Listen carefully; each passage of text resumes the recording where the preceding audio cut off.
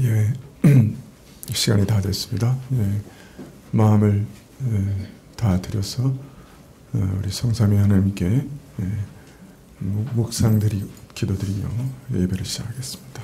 묵상 기도드리시겠습니다.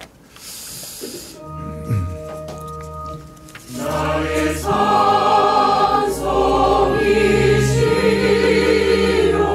나의 피난처이신 여호와여 우리와 함께 하시사 영원히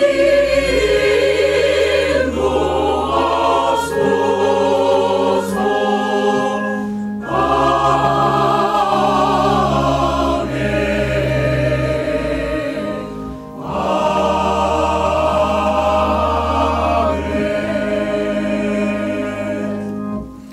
우리 영혼이 여호와를 바라며 저는 우리의 도움과 방패시로다. 우리 마음이 저를 즐거워하며 우리가 그 소물을 의지한 영구로다.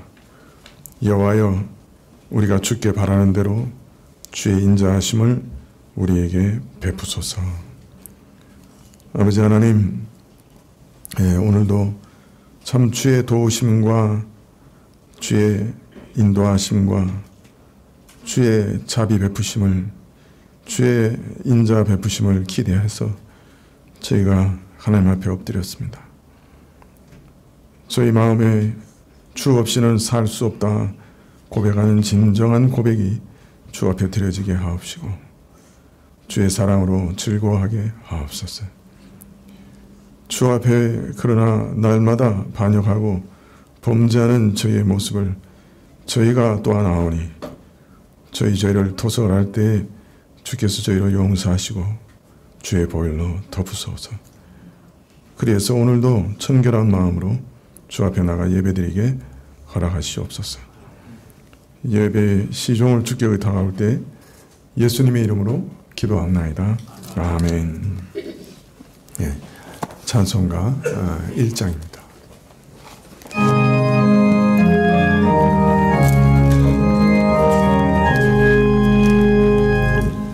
만복의 근원 하나님 온 백성 찬송 드리고 저 천사여 찬송하세 찬송 성부 성자 성령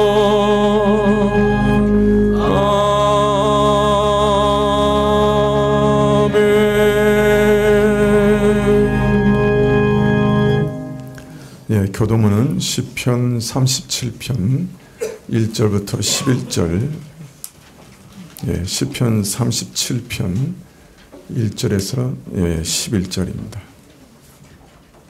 구약 827쪽인데요. 시편 37편 1절에서 11절까지. 행악자를 인하여 불평하여 하지 말며 불의를 행하는 자를 투기하지 말지어다.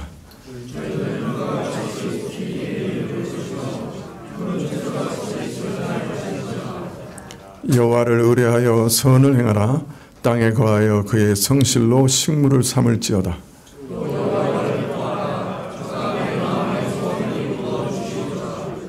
너희 길을 여호와께 맡기라. 저를 의지하면 저가 이루시고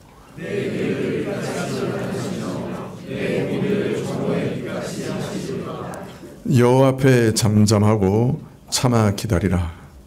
자기 길이 형통하며 악한 꾀를 이루는 자를 인하여 불평하여 말지어다.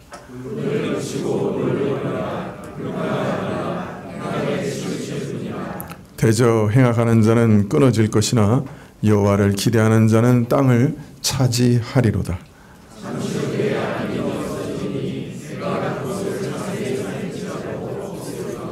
오직 온유한 자는 땅을 차지하며 풍부한 화평으로 즐기리로다. 아멘. 예, 사도신경으로 우리 신앙을 성삼위 하나님께 고백드리겠습니다. 전능하사 천지를 만드신 하나님 아버지를 내가 믿사오며 그 외아들 우리 주 예수 그리스도를 믿사오니 이는 성령으로 잉태하사 동정녀 마리아에게 나시고 본디오 빌라도에게 고난을 받으사 십자가에 못 박혀 죽으시고 장사함지 사흘 만에 죽은 자 가운데서 다시 살아나시며 하늘에 오르사 전능하신 하나님 우편에 앉아 계시다가 저리로서 산자와 죽은 자를 심판하러 오시리라. 성령을 믿사오며 거룩한 공예와 성도가 서로 교통하는 것과 죄를 사하여 주시는 것과 몸이 다시 사는 것과 영원히 사는 것을 믿사옵나이다. 아멘. 시편 찬송 37장입니다.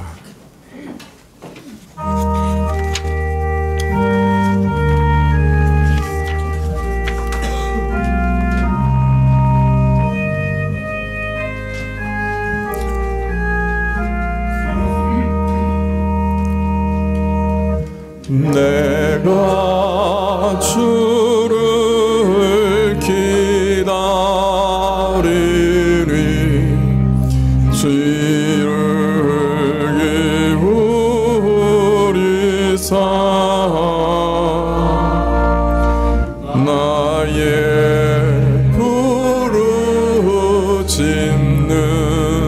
소리 응답해 주소서.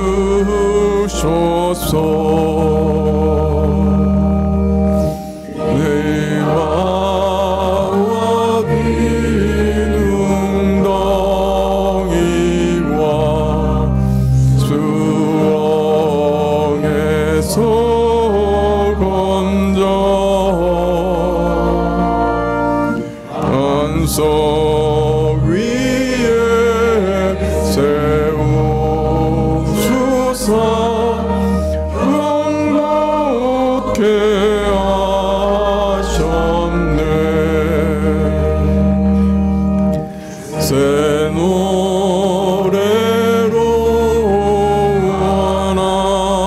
하나님께 찬송을 부르니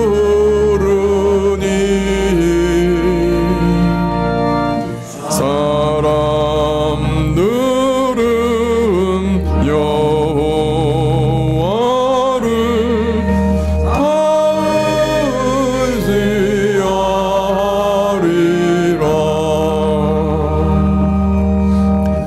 여호와를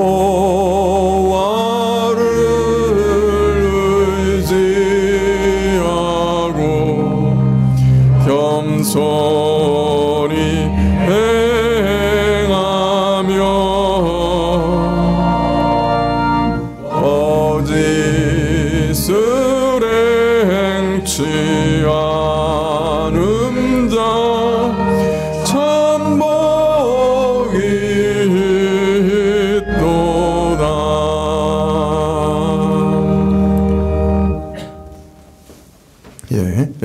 교회 소식 봐주시면 좋겠습니다.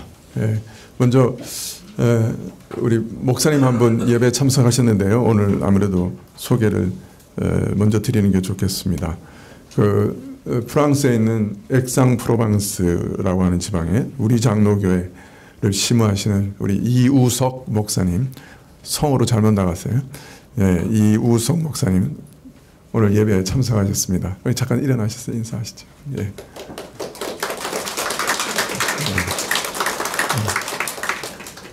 프랑스에서 지금 박사학위를 하고 계시고요. 프랑스 프로방스, 액상프로방스의 남쪽에 있거든요. 거기 한인교회를 담임하고 계십니다.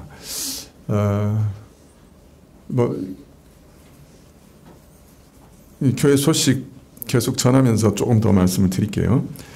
오늘 주일 오후 예배 때 사랑구역 특송이 있습니다. 기억해 주시면 고맙겠고요.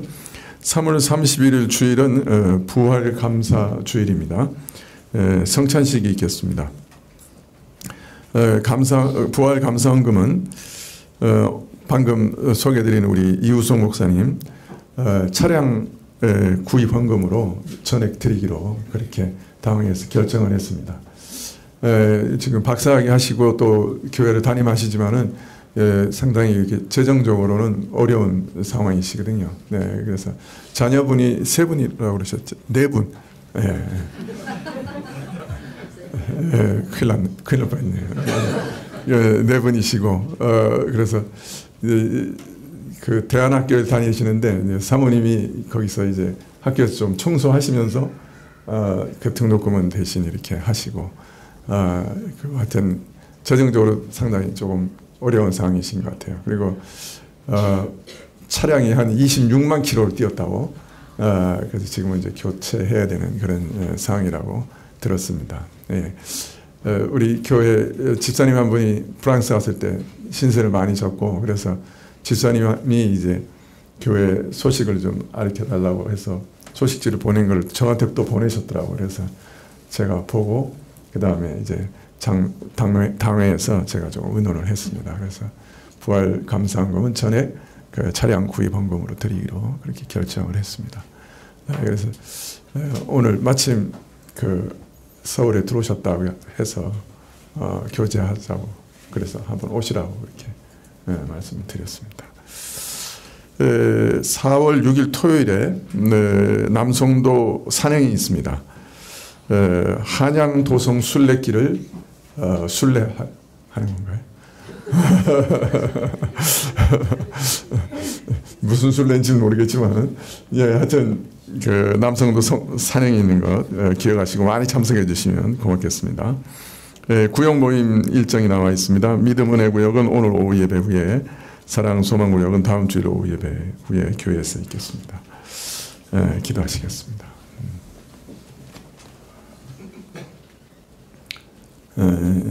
아버지 하나님, 저희가 매주 예배드리고 있습니다만은 하나님, 저희가 습관적으로 예배드리지 않도록 허락해 주십시오. 하나님, 저희에게 예배의 감격을 다시 회복시켜 주시기를 간절히 기도드립니다. 하나님, 우리가 예배 자리에 나오는 것도 우리가 나온 것처럼 저희가 여겨지지만은 한 사람 한 사람 하나님께서 그 이름을 부르시고 오늘도 우리 가운데 참으로 이끌어 주시고 인도하셔서 저희가 이 자리에 나온 줄 압니다. 저희 한 사람 한 사람 이름을 부르시고 나는 너를 사랑한다. 그런데 너도 나를 사랑하느냐?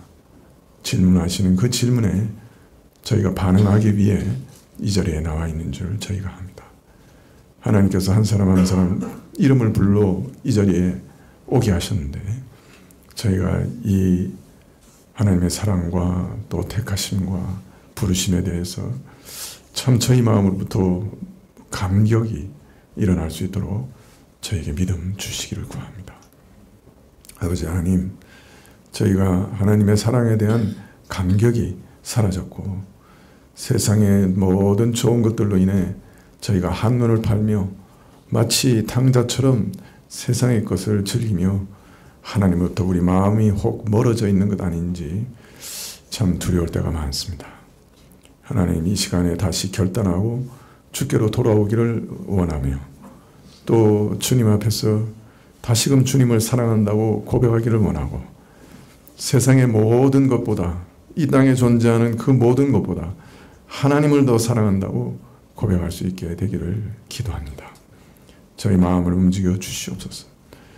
주님, 우리가 얼마나 처참한 자였고 또 지금도 얼마나 참 비참한 지경에 있지만은 하나님께서 여전히 우리를 택하시고 사랑하시는 것은 변함이 없고 우리를 끊임없이 사랑하시는 것을 저희로 확신하게 하옵시고 그 사랑으로 인해 우리가 넘어지지 않고 끝까지 주 앞에 서게 될 것을 확신하면서 주님 앞에 나와 예배드리고 찬양드리게 하옵소서. 아버지 하나님, 저희 믿음이 흔들릴 때 주께서 붙들어 주시고 저희 마음이 세상으로 달려갈 때 주께서 막아주시고 하나님의 사랑으로 감격할 수 있도록 하나님의 사랑을 저희 마음에 더욱 부어주시고 경험할 수 있도록 허락해 주십시오. 우리 이름을 지금도 부르시고 너를 사랑한다 하시는 그 음성을 오늘도 우리가 들을 수 있도록 은혜 내려주시기를 간절히 기도드립니다. 주님, 우리 청년들, 우리 자녀들 참 하나님의 이 음성을 일찍 들을 수 있도록, 어릴 때부터 주의 음성을 들을 수 있도록 저들의 귀를 열어주시기를 원하고, 하나님과 인격적인 만남이 있을 수 있도록 주께서 역사해 주시기를 원하고, 하나님 탄식하며 기도하오니 하나님이 살아계심을 저들에게 보이시기를 구합니다. 오늘도 주님 앞에 참 우리 자신을 드리는 증표로 헌물 드렸사오니 주께서 받으시기를 원하고, 우리 찬송 가운데 임재하시는 주님, 저희 찬송을 받으시기를 원하고, 주님 말씀을 저에게 허락하시고 그 말씀이 우리에게 위로가 되게 하시고, 참 그 말씀을 흘려듣지 않게 해주시고 마음에 새겨주시기 없소서. 오늘도 주 앞에 모든 것을 의탁드려올 때 예수님의 이름으로 기도합나이다. 아멘. 말씀은, 성경 말씀은 누가복음 21장 1절부터 4절까지 말씀입니다.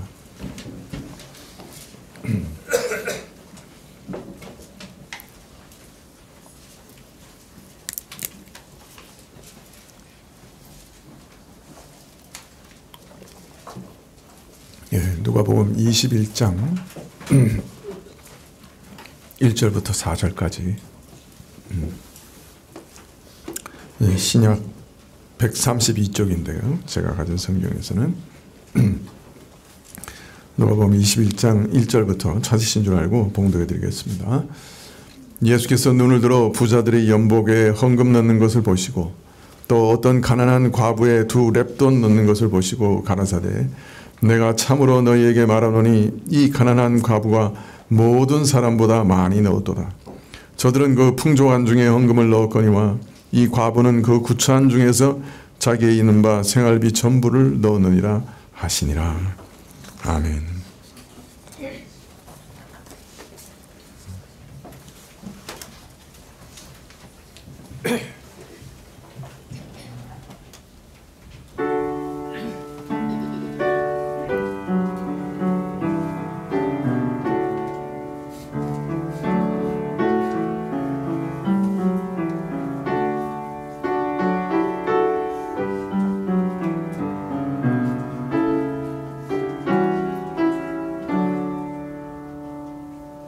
생명의 길을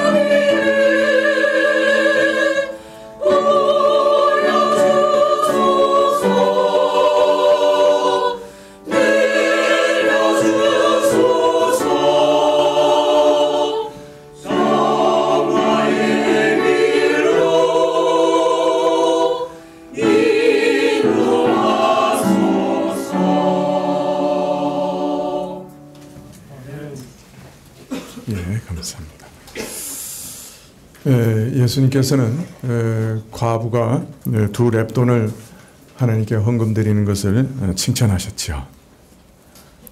그러면서 하나님께 드리는 헌물, 하나님께 드리는 모든 섬김의 본질이 뭔가 하는 것에 대해서 가르쳐 주셨습니다. 하나님께서 기뻐하시는 헌물은 바로 우리 자신을 하나님께 드리는 것이라. 우리 자신이 예수님께서 핏값으로 사신받은 자들인 것을 깨닫고, 이제는 내가 내 자신 것이 아니구나, 하나님 것이구나 하는 것을 깨닫고 자신의 전부를 하나님께 드리고 자신의 전부로 하나님을 섬기는 것이 모든 헌상의 본질이다. 그렇게 말씀을 드렸습니다. 사실은 하나님께서 먼저 자신을 우리에게 다 주셨죠. 온 마음과 온 뜻과 온 힘과 온 정성을 다해서 우리를 사랑하셨죠. 그 사랑을 자신의 외아들을 보내심으로 우리에게 드러내셨고 고백하셨죠. 내가 너를 사랑한다. 내가 온 마음과 온 뜻과 온 힘과 온 정성을 다해서 너를 사랑한다. 그렇게 고백하셨죠.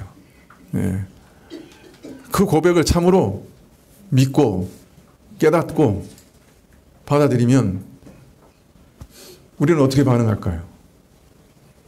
하나님, 저도 하나님을 사랑합니다. 저도 온 마음과 온 뜻과 온 힘과 온 정성을 다해 하나님을 사랑합니다. 그렇게 고백할 수밖에 없을 것입니다. 이러한 주님의 사랑 안에서 나도 온 마음으로 무엇을 내 것이라고 따로 떼어놓지 않고 모든 것이 주의 것이라고, 내가 가진 모든 물질, 시간, 내 모든 삶, 그 다 주의 뜻이고 주의 것이니 이제는 주의 뜻을 따라 또 주를 위해 사용하리라 하는 마음으로 사는 것이, 그렇게 섬기는 것이, 나 자신을 드리는 것이 하나님을 섬기는 모든 헌상의 본질이다. 우리가 교회에서 헌금을 드리는 것도 이런 믿음에 대한 징표, 고백에 대한 징표여야만 된다. 그래야 그것이 참된 헌금이 될 수 있다 하고 말씀을 드렸습니다. 그래서 예수님께서는 모든 부자들의 헌금보다 그 초라한 두 렙돈, 그것이 더 많이 드린 것이다. 그러나 이것은 어떤 물질의 비교가 아니라고 말씀드렸죠. 어느 것이 더 많고 적냐 하는 것이 비교가 아니라고 말씀드렸죠. 어느 것이 더 본질적이었냐 하는 것에 대한 말씀이었다. 그래서 이 과부가 드린 헌금이야말로 모든 헌상의 본질이고 모범이었다. 본질이 포함되어 있고 모범이었다. 모범이 된다. 그렇게 가르치셨던 것입니다. 지난주에는 이런 말씀 들으면 좀 우리 신자들이 낙담할 수 있다. 그렇게 말씀을 드렸죠. 우리가 어떻게 이렇게 완전한 걸 드릴 수 있겠어요? 늘 우리가 어떻게 온 마음과 온 뜻과 온 힘과 온 정성을 다해서 하나님을 사랑하면서 모든 것을 다 드릴 수 있겠어요? 제가 설교를 참 꽤 오래 했지만은 온 마음과 온 뜻과 온 힘과 온 정성을 다해서 설교를 준비했나? 온 마음과 온 뜻과 온 힘과 온 정성을 다해서 설교했나? 몇 번이나 그렇게 했을까? 아마 한 번도 그 기준에는 이르지 못하지 않았을까? 어떻게 하죠, 그러면? 제가 해온 모든 사역이 그러면 하나님께서는 전혀 받으실 수 없는 것이고 하나님의 기준에 이르지 못한 것이고 쓸데없는 일이 되어버린 걸까요? 우리가 충분히 이 기준에 대해서 이해하면 이런 기준으로 드려야 하나님께서 헌상을 받으신다고 하는 것을 이해하면 충분히 낙심할 수 있죠. 그러면 오늘은 그러면 우리는 어떻게 이런 온전한 헌물을 하나님께 드릴 수 있는가 하는 것에 대해서 좀 말씀을 드리려고 합니다. 먼저 병행 구절인 마가복음의 이 문맥을 한번 좀 살펴보고 그 다음에 좀 말씀을 이어가려고 하는데요.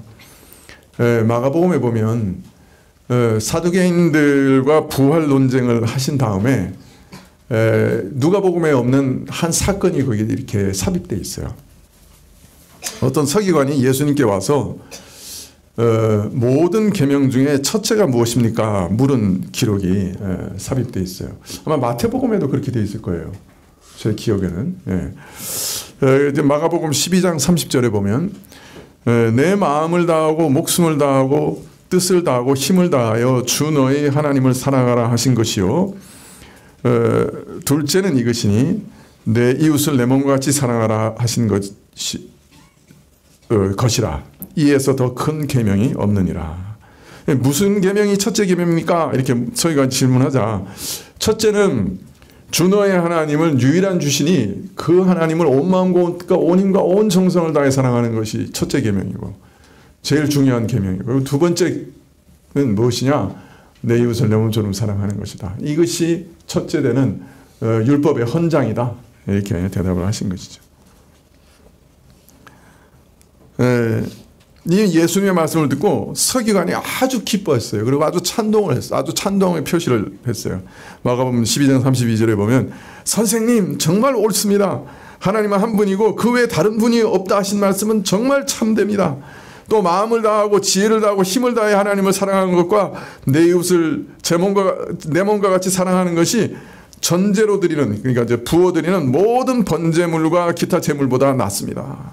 전체로 드리는 그러니까 모든 것을 태워 드리는 모든 번제물과 기타 제물보다 낫습니다. 그렇게 대답합니다. 예수님께서는 그 서기관이 참 지혜 있게 대답함을 보시고 내가 하나님 나라에 멀지 않다 이렇게 칭찬을 하십니다. 그의 지혜로움을, 그 율법에 대한 이해가 바르고 깊은 것을 이렇게 칭찬하신 것이죠. 그런데 이 칭찬에 약간 뉘앙스가 좀 이상해요. 뭐라 그러셨어요? 네가 하나님 나라에 멀지 않다. 그러면 하나님 나라에 들어갔다는 거예요? 안 들어갔다는 거예요? 예? 예? 멀지 않았다 그러면 들어간 거예요? 안 들어간 거예요? 아직 안 들어간 거예요. 이게 문제예요. 칭찬인데 그런데 이 칭찬에는 아주 묘한 뉘앙스가 들어있어요. 너 참 율법에 대한 올바른 이해를 했어. 1차 칭찬이 이거 들어있는 거예요. 그런데 아직 좀 모자라. 하나님 나라에 들어가기에는 이란 말씀이에요. 그럼 무엇이 모자랐는가 하는 것이 그 뒤에 연이어 나오는 사건들에서 드러나는 거예요. 네, 그래서 우리가 살펴봤던 것처럼 서기관들에게 예수님께서 이제 질문을 하셔요. 이 사건 질문 다음에 서기관들에게 오히려 질문을 하세요. 그러니까 뭐라고 질문하시냐면 시편 110편을 인용하셔가지고 야 다윗이 자신의 자손으로 올 메시아에 대해서 왜 하나님과 똑같이 주라고 호칭을 했냐? 하나님만께만 드릴 수 있는 호칭을 왜 앞으로 올 다윗의 자손 그 메시아에게도 했느냐라고 질문을 하십니다. 하나님의 아들께서 인간으로 오셔서 모든 죄인들을 위해 죽으시고 죄인들의 죄를 속죄하시는 그 복음의 비밀을 아느냐라고 시편 110편을 인용해서 질문하신 거죠. 시편 110편 4절에 보면 오실 메시아가 멜기세덱의 반차를 쫓아오시는 대제사장이시기도 하다. 왕이시면서도 대제사장이시다. 그 문맥을 가지고 이제 질문하신 거예요. 그러니까 너희가 바로 오실 메시아가 하나님이시고 또 대제사장인 것, 그 본질을 이해하고 있고 또 그가 대제사장과 메시아로서 하실 구원 사역을, 속죄 사역을 제대로 이해하고 있느냐라고 질문하신 거예요. 예, 서기관들이 성경을 그렇게 연구했는데 그 비밀을 깨닫지 못했죠. 바로 이것이 서기관들의 부족한 점이었어요. 하나님 나라의 가장 큰 일, 큰 비밀인 예수님의 성육신과 속죄 사역에 대해서 제대로 알지 못했고 무지했어요. 그 결과 하나님 나라에 가장 가까운 사람인데 하나님 나라에 들어가지는 못했어요. 바깥에서 머물 수밖에 없는 둘째로 바로 이어서 서기관들의 뭐랄까요, 정체를 밝히시죠. 긴 옷을 입고 다니는 것과 시장에서 문안받는 것과 회당의 상자와 잔치의 상석에 앉는 것을 좋아하고, 그러면서도 과부의 가산을 삼키면서 또 외식하면서 길게 모든 사람 앞에서 기도하는 그런 것들을 적나라하게 드러내십니다. 저들 서기관들이 계명을 철저히 지키려고 그렇게 애쓰고 노력했음에도 불구하고 결과적으로는 겉모양만 위선으로 그치고 있다는 사실을 지적하시면서 어떤 면에서는 왜 그들이 그럴 수밖에 없었는가? 왜 아무리 율법을 지키려고 해도 마음으로는 지킬 수 없었는가? 저들의 영적 부패와 무능은 왜 해결되지 못했는가? 저희가 여전히 영적 가난한 가운데 자신 안에 있는 탐심과 악심과 정욕을 전혀 처리하지 못하는 그런 모습을 왜 보이고 있는가? 그 사실을 지적하고 있습니다. 내세와 부활에 대해서도 예수님과 일치하고, 율법이 무엇을 가르치는가, 율법의 가장 중요한 계명이 무엇인가 하는 의견에도 예수님과 일치하고, 어떤 면에서는 예수님이 가르치시는 복음과 가장 비슷한 것을 가르치는데, 그래서 하나님 나라와 매우 가까운 자들인데 끝내 하나님 나라에 들어갈 수 없었던 이유가 무엇인가? 복음의 가장 깊은 비밀인 대속의 은혜와 저들 안에 있는 무능을 해결하시는 복음의 은혜를 깨닫지 못했기 때문입니다.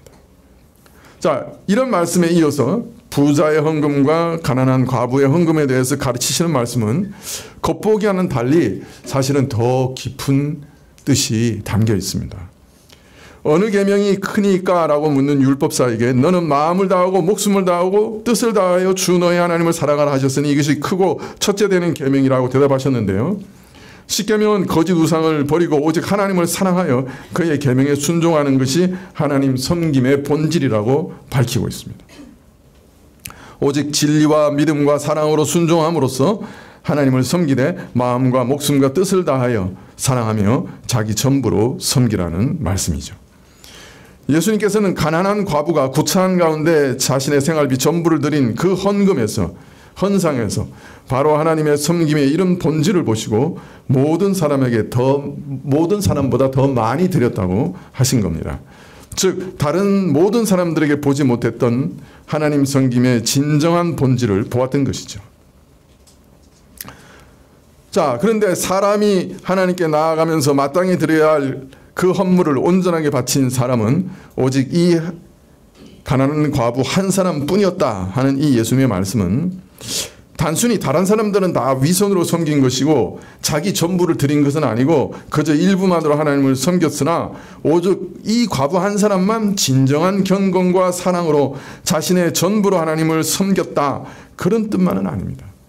가난한 과부의 헌금은 자신의 전부를 드리는 진정한 헌물, 즉 하나님의 섬김의 본질을 갖춘 헌물인 것이 사실이지만은 거기에는 더 깊은 내용이 들어 있습니다. 서기관들과 비교했을 때 과부와 다른 점은 무엇이었을까요? 정말로 다른 점은 무엇이었을까요? 서기관들이 부족한 게 뭐였어요? 진짜 부족한 것이 메시아가 오셔서 행하실 구속, 속죄 사역을 몰랐고 그 속죄 사역을 통해서 주어지는 영적 부패와 무능을, 원죄를 해결하는 은혜를 몰랐어요. 자, 그렇다면 이 과부가 정말로 서기관과 비교되는 것은 무엇이었을까요? 이게 문맥이에요. 무엇이었어요? 예수 그리스도의 대속의 은혜를 알고 우리 자신의 무능을 해결하는 그 은혜를 깨닫고 그리스도를 믿는 믿음 안에서 헌물했다는 거예요. 그것이 이 헌물의 다른 점이에요. 모든 부자들과 다른 점이에요. 이것이 문맥을 통해서 성경이 우리에게 계속해서 말하고자 하시는 거예요.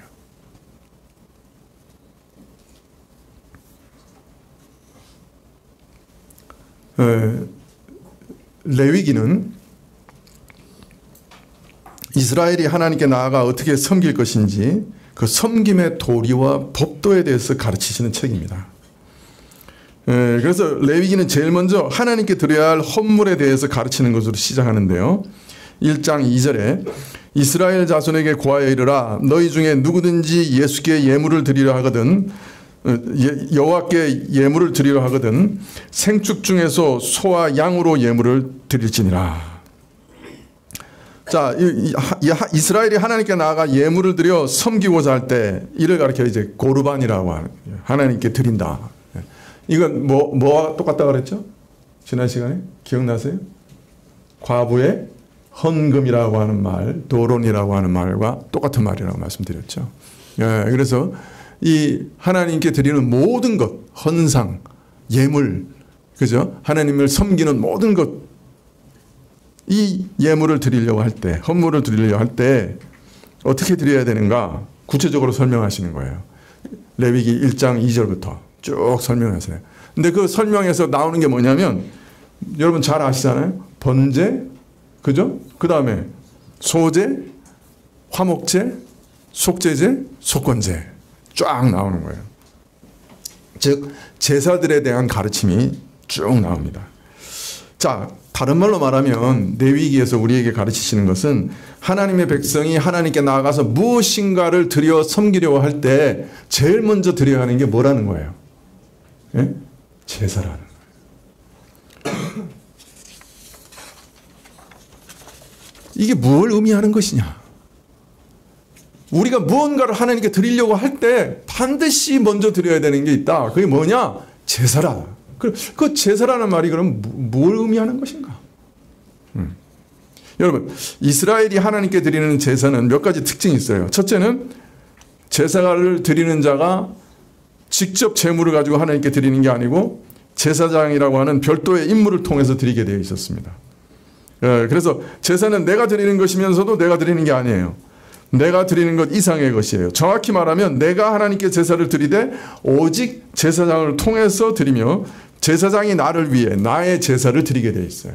그러니까 제사장을 반드시 통해서 드린다. 이것이 특징이고요. 두 번째는 제물을 드리되 이제 곡식가루를 드리는 소제나 포도주를 부어드리는 전제를 제외하면 한결같이 짐승을 잡아 그 피를 뿌리거나 바르거나 쏟는 등 제물의 죽음이 요구됩니다. 그래서 먼저 제사를 드리는 자들은 제물을 끌고 와요. 그런 다음에 어떻게 합니까? 두 손을 얹어 안수합니다. 이 안수는 무슨 뜻이라 그랬죠? 네, 이 제물과 내가 하나다라는 뜻입니다. 그러니까 이 제물을 죽이면 나를 죽이는 거예요.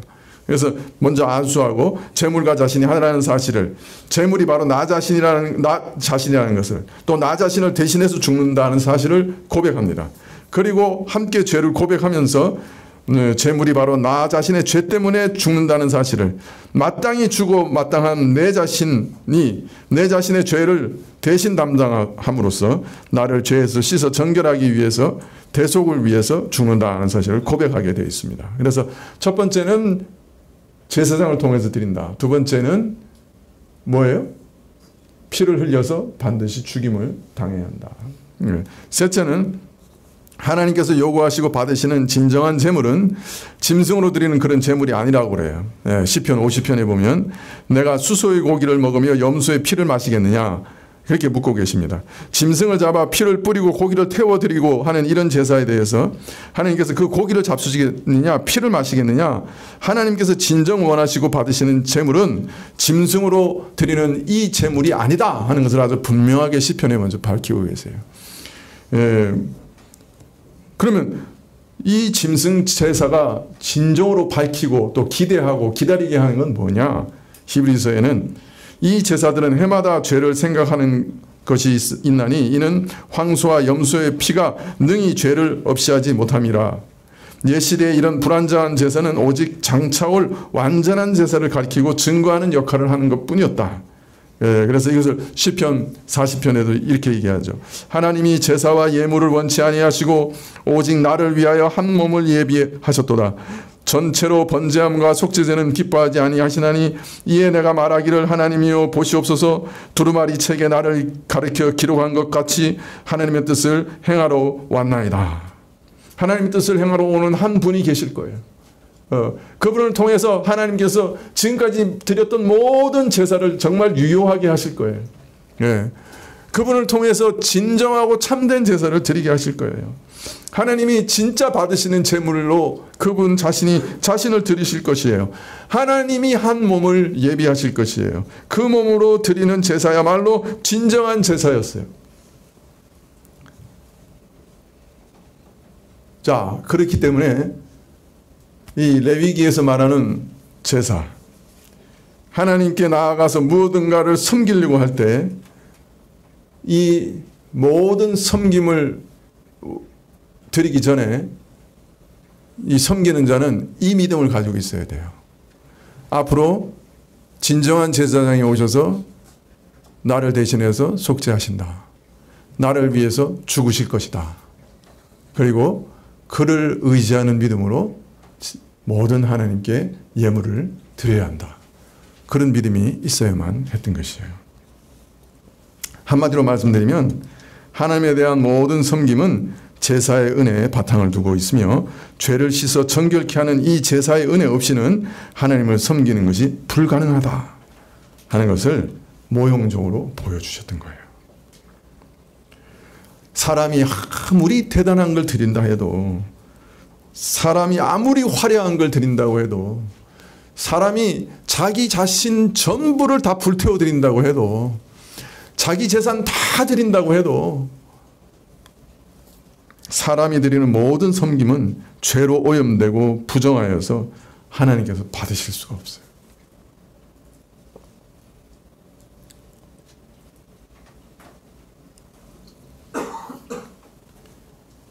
하나님을 섬기고자 하는 사람은 먼저 자신이 거룩하신 하나님 앞에 나갈 수 없는 부정한 죄인이며 오직 내 죄를 대신해 죽으시는 그 제물의 죽음으로 말미암아 정결케 된 후에 하나님께 나갈 수 있으며, 또 이 제사는 내가 스스로 드릴 수 없고 오직 제사장을 통해서만 드려진다는 사실을 깨닫는 그 믿음, 그리고 제사장을 통하여 짐승으로 드리는 그 제사는 장차 오실 완전한 제사장이 자기 몸을 제물로 삼아 드릴 완전한 제사를 가리킨다는 그 믿음과 소망으로 하나님께 나가야 했던 것이에요.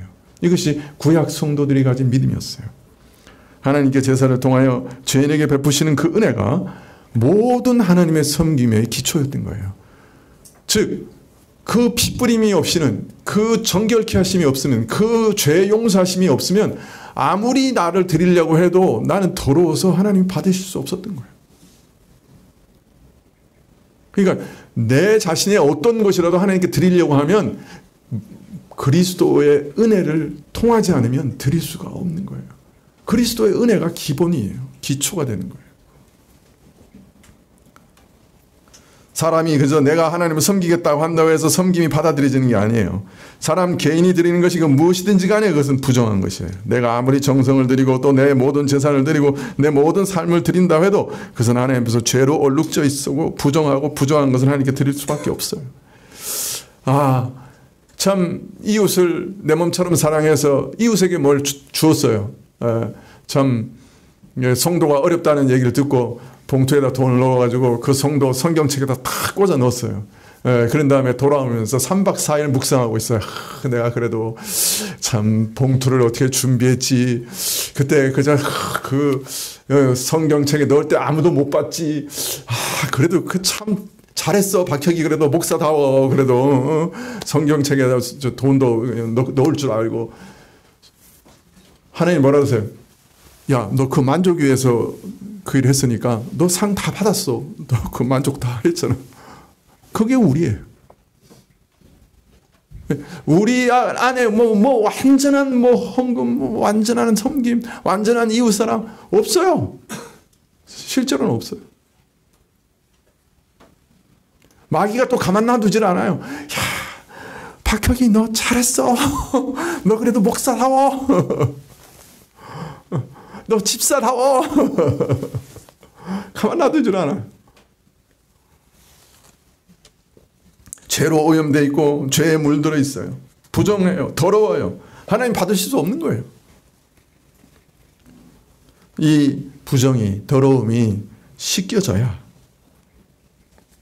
하나님께 드릴 수가 있는 것입니다. 과부 현금도 마찬가지예요. 전 재산을 다 드렸어요. 자기 전부를 다 드렸어요. 그래도 여전히 부정하고 여전히 온전치 못해. 우리가 돈 버는 것 중에 완전하게 정결하게 버는 돈이 있나요?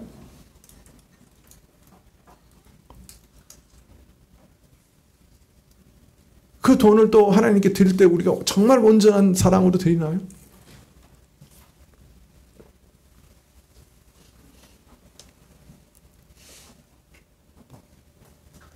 만일 가난한 과부가 헌물의 본질에 합당한 그런 헌금을 드렸다고 하면 바로 이런 믿음을 따라 드렸기 때문에 헌금이 받아들여진 거예요. 나는 부정하나 이 헌금도 부정하지만 그리스도를 통해 이 헌물을 드립니다. 그리스도의 정결케 하심으로 그 피부림으로 그것 의지해서 이거 드립니다. 그런 것이죠. 사실 소재 같은 경우는 우리 모든 삶의 열매를 드리는 것을 모형적으로 보여주는 건데요. 그런데 그 소재는 원래 어디 위에다가 태우냐 하면 번제 위에서 태우게 돼 있어요. 그러니까 항상 그리스도의 온전하게 드린 제사 위에 드리는 거예요. 그냥 소재만 갖다 드리는 게 아니에요. 화목제는 세 가지 의미가 있는데 감사, 그 다음에 화목, 그 다음에 하나가 그 뭐라 그러죠? 그 서원. 그 세 가지 의미가 있는데 그 다 우리가 드리는 하나님께 드리는 감사의 예물이에요. 서원도 하나의 감사거든요. 근데 그 감사도 어떻게 드리게 돼 있어요? 제물의 일부를 그죠? 그 신장과 그 신장 주변에 있는 기름을 번제 위에 태우게 되어 있습니다. 그리스도의 완전한 제사 위에 드려지지 않는 제사는 하나님께서 받으실 수가 없어요.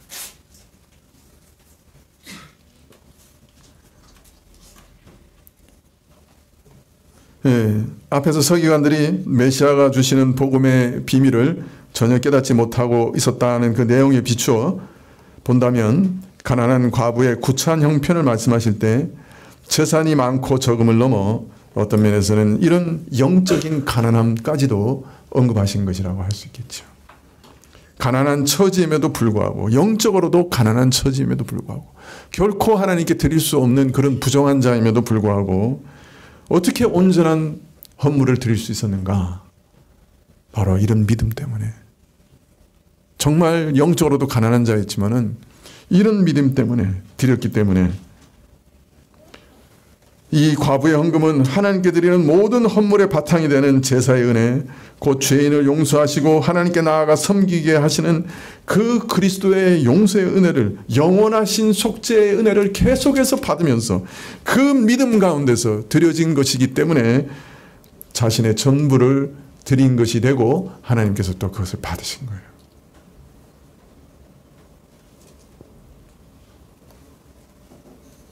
레위기에서 오직 제사장을 통해서만 제사를 드리게 하신 것은 우리 스스로는 결코 이런 제사를 드릴 수 없고 이런 온전한 제사를 드릴 수 없기 때문에 그리스도 우리의 유일한 대제사장 그분을 통해서만 제사를 드릴 수 있고 또 그분 없이는 온전한 헌신도 온전한 드림도 온전한 섬김도 불가능하다는 것을 일깨우고 있는 것입니다. 그리스도의 제사를 바탕으로 할 때만 우리 섬김은 비로소 가능해집니다. 스스로 의로워지고 스스로의 행위로 참으로 하나님께 나아가려고 했던 바리새인들에게 결여되어 있던 믿음이 바로 이것이었죠. 이런 믿음이 없었기 때문에, 이런 속죄의 은혜에 대한 믿음이 없었기 때문에 저들이 아무리 헌금을 많이 했어도 무의미한 것이었어요. 사실은 하나님 받으실 수가 없는 것이었어요. 따라서 부자들은 거액을 바쳤지만은 결국 자신의 전부를 드리지 못한 반면에 가난한 과부는 비록 작은 액수지만은 자신의 전부를 다 드린 이 일은 성전에서 바리새인과 세리가 기도할 때 자신이 호색하지 않고 불의하지 않고 간음을 하지 않고 참 일주일에 2번 금식하면서 기도하고 이 세리와 같지 않음을 감사합니다. 11조를 저는 꼬박꼬박 드립니다. 자기 의로움을 하나님께 자랑하던 바리새인은 의롭다함을 받지 못한 반면에 하나님 앞에서 자기 죄를 통회하며 가슴을 친 세리는 다만 이 죄인을 불쌍히 여겨주십시오. 긍휼을 구한 이 세리는 의롭다함을 받은 일과 매우 닮은 일이라고 할 수 있습니다. 부자들이 자신의 헌금을 그 나팔 소리 나는 그 헌금함에 쏟아 넣을 때 얼마나 자랑했겠어요. 내가 이 응전과 금전을 이렇게 쏟아붓는다. 하나님 나를 갖다 참 기뻐 받으실 거다. 그것은 마치 바리새인들이 자기 행위를 의지해서 참 제가 11조도 드리지요. 제가 또 간음도 안 하죠. 제가 일주일에 이틀씩이나 금식하면서 기도하죠. 하나님 저 예쁘죠? 라고 얘기한 것과 똑같은 것이죠. 과부가 2렙돈을 그냥 땡그랑 헌금하면 넣을 때 그냥 부끄러워, 창피하고 그러면서 자기 자신도 정말 내 죄로 인해 하나님 앞에 설 수 없는 자인데 오직 그리스도의 은혜로만 설 수 있는 자입니다 하고 자신을 하나님께 던져넣었다. 하나님께서는 그 과부를 받으셨다. 그 전부를 받으셨다. 그리고 그를 의롭다 하시고 그가 가장 많이 헌금했다. 그렇게 하셨던 거예요. 똑같이 닮은 사건이에요.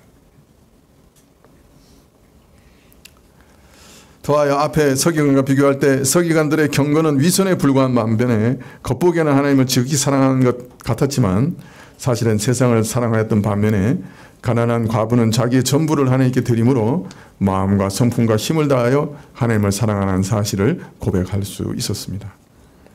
서기관들은 과부의 가산을 삼키는 자로 드러나는 반면 가난한 과부는 온전히 계명을 지키며 참으로 하나님께 자신을 드렸다고 하는 것을 고려하면 여기에서 가난하다 하는 그 말의 뜻이 매우 특수한 것이다 하는 것을 짐작할 수 있습니다. 최소한 가장 적은 재물인 비둘기에도 미치지 못한 참새 반마리의 값을 드린 헌금을 그 누구보다 많이 바친 것이라 평가하신 그 말씀은 아무것도 아닌 것을 그 무엇보다 귀한 것으로 바꾸는 은혜가 그리스도 안에 있다는 것을 일깨우시는 말씀이기도 합니다. 아무것도 없는 가난한 자로 누구보다 부유하게 하시는 그런 은혜가 그리스도 안에 있다는 말씀입니다. 과부는 자신의 의로움을 하나님 앞에서 자랑하는 바리새인 앞에서 오직 가슴을 치며 이런 죄인을 긍휼히 여겨달라고 하는 세리가 오히려 의롭다함을 받은 것과 같은 은혜, 그녀의 가난한 영혼을 채워 부욕해 하시는 그 은혜, 그리스도께서 자기신의 의를 죄인에게 선물로 주시는 그 은혜를 분명히 경험하였고 바로 이것이 그 은전과 금전을 헌금하며 쏟아붓는 부자들 앞에서도 오히려 감사한 마음으로 내게 주시는 은혜가 너무나 감격해서 참 나 같은 죄인을 의롭다 하시는 그 은혜가, 나 같은 죄인을 온전히 용서해 주시는 그 은혜가 너무 커서 동전 2립을 하나님께 드리게 했던 것이고, 아니 드리지 않을 수가 없었던 것이고, 그 감사가 하나님께서 받으실 만한 감사였다. 인정을 받았던 것입니다. 겉모양은 동전 2립이었지만은 과부는 자신의 삶 전부를 드렸습니다. 내가 이런 은혜를 얻었으니 어찌 하나님을 사랑하지 않을 수 있겠는가. 참으로 마음과 성품과 힘을 다하여 하나님을 섬기며 그 사랑의 증표로 2렙돈을 헌금했습니다. 그러나 이 사랑은 바로 그리스도의 은혜에 대한 결과였어요. 내가 이런 은혜를 얻었는데, 하나님의 이런 사랑을 얻었는데 내가 어찌 하나님을 더 사랑하지 않을 수 있을까. 그건 은혜가 만드는 열매고 은혜의 결과였을 뿐이에요. 하나님께서 우리의 전부로 섬기기를 원하시고 마음과 성품과 뜻을 다하여 내 전부로 섬기기를 사랑하시기를 원하신다. 이런 엄중한 율법의 요구 앞에서 우리 중 어느 한 사람도 참 헌물을 드릴 수 없습니다. 그러나 부족한 헌물을 하나님께 받으시게 하는 귀한 은혜가 사실은 그리스도 안에 있습니다. 아무것도 아닌 것을 가장 귀한 것으로 바꾸시는 은혜가 그리스도 안에 있습니다. 만일 우리를 의롭다 하시는 대속의 은혜가 없다면 그 누구도 하나님께서 받으실 만한 참된 헌물을 드릴 수 없습니다. 아무리 노력해도 부족한 우리 헌물을 그 피로 정결케 하시는 은혜 없이는 연락될 수 없습니다. 하나님이 받으실 예물은 단 하나도 없습니다. 그런데 이런 은혜를 입은 자는 그 은혜에 감격하여 자신의 전부를 하나님께 드릴 수가 있습니다. 그런 은혜를 또 얻습니다. 그것도 은혜죠. 하나님의 은혜는 죄 많은 우리를 용서하여 하나님 앞에 의롭다 여김을 받게 하는 이 은혜뿐만 아니라 이런 죄인들을 부르신 그 가난한 과부를 부르신 그 은혜를 입은 자로 하여금 새 사람 되어서 자신의 전부로 사랑으로 아들을 주신 하나님을 섬기고 감사하고 사랑하게 하는 은혜가 있습니다.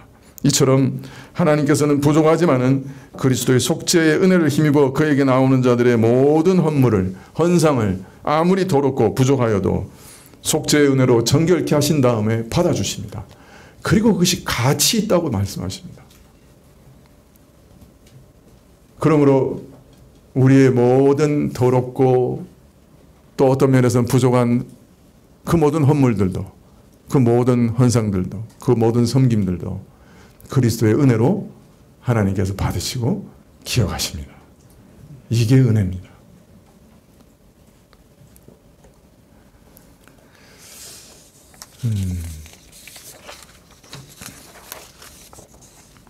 네, 그래서 칼빈은 그의 기독교 강의에서 이렇게 얘기합니다. 하나님께서 행위 때문에 신자들을 받으시는 것은 오직 자신이 그 행위의 근원이시기 때문인 것을 우리는 항상 기억해야 한다.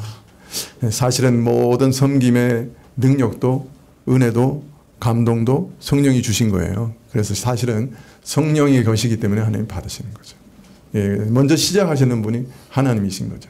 근데 그래도 우리의 옛사람 때문에 다 더럽혀져요. 그게 사실은. 그래서 그는 그의 너그러운 은혜를 한층 더하는 의미로 그가 주신 행위까지 받으신다. 주께서 그들을 귀 있을 그릇으로 택하시고 기꺼이 진정한 순결로 장식하지 않는다면 그들의 선행이 어디서 오는 것인가. 다 모든 선행이라는 것도 성령이 주시는 것이죠. 또 이런 행위에 붙어있는 결함과 오점을 인자하신 아버지께서 용서하지 않는다면 그것이 어떻게 아무 부족함이 없는 것 같이 선하다는 인정을 받을 수가 있겠는가. 경건한 자들도 죽을 육에 쌓여 있기 때문에 그들은 여전히 죄인이며 그들의 선행은 아직도 불완전하며 육의 죄악의 냄새를 풍기고 있다. 그러므로 하나님께서는 죄인에 대해서나 그 행위에 대해서나, 그러니까 죄인 자신에게나 죄인으로부터 나오는 모든 행위에게나 그대로는 받으실 수 없고 그리스도 안에서만 포용하실 수가 있다.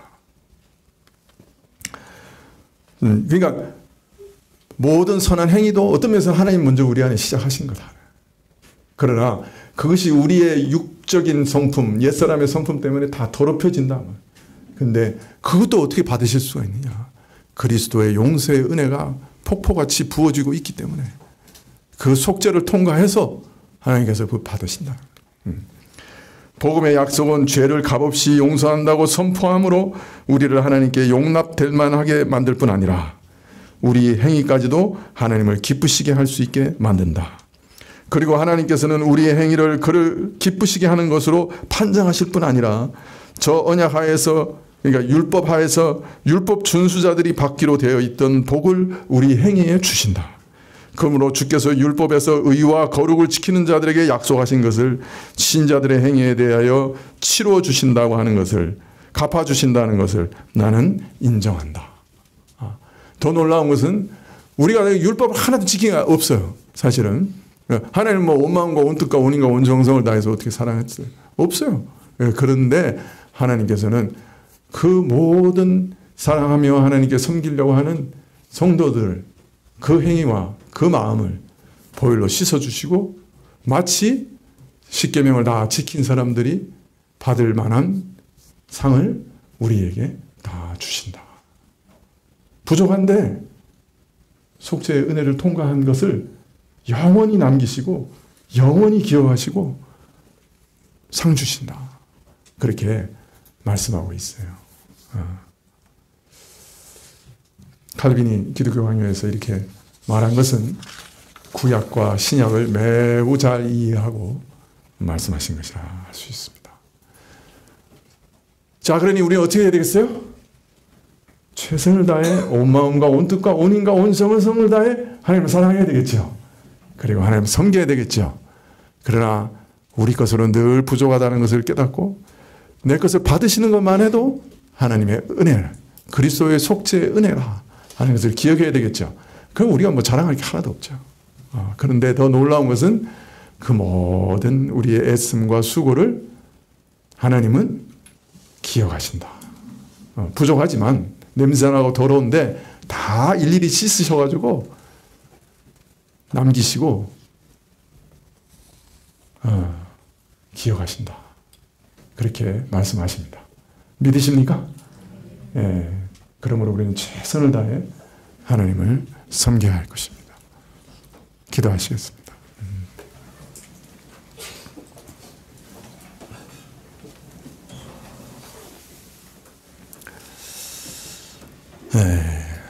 아버지 하나님, 저희는 참 부족한 것밖에 없습니다. 그런데 저희를 받으신다, 또 저희 행위까지도 기억하신다 하시니 참 놀랍습니다.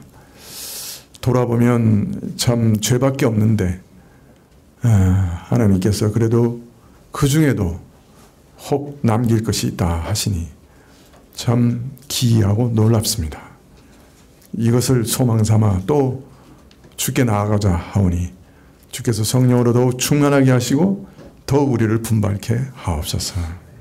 예수님의 이름으로 기도합나이다. 아멘. 네. 찬송가 407장 찬송하시겠습니다.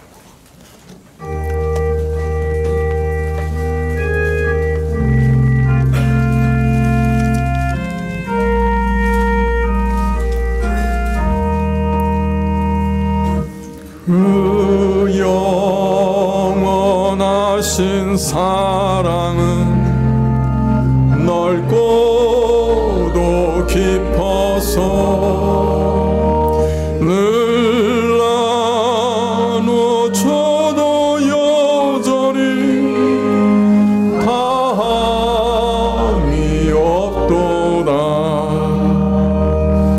그 사랑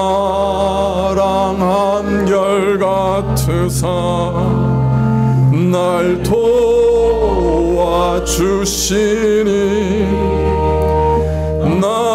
그 사랑과 믿음을 늘 간직하겠네. 큰 권세 있는 주 예수 가까이 하면서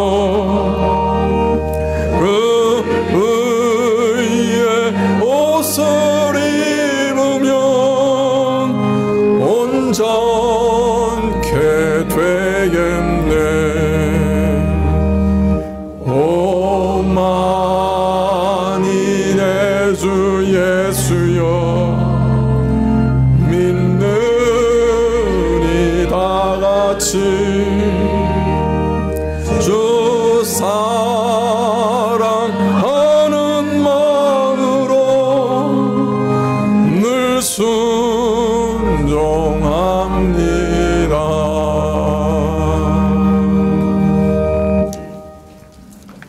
지금은 우리 주 예수 그리스도의 은혜와 하나님 아버지의 그 크신 사랑과 이 은혜와 사랑을 깨닫게 하시고 누리게 하시는 성령님의 교통하시고 역사하심이 그리스도 그 한 분이 우리에게 주시는 은혜가 얼마나 놀라운가 감격하며 머리 숙인 주의 백성들 위해 지금부터 영원까지 함께 계실지어다. 아멘.